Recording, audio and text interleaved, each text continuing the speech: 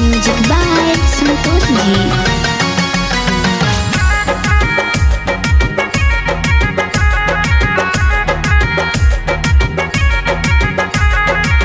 बड़ा दयालु है भाई, करता है सबकी भलाई।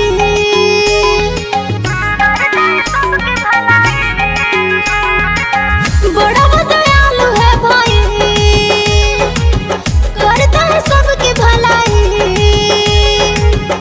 फिर होता काम लगता ना कुछ, फिर होता काम लगता ना कुछ। हर दर्द की दवा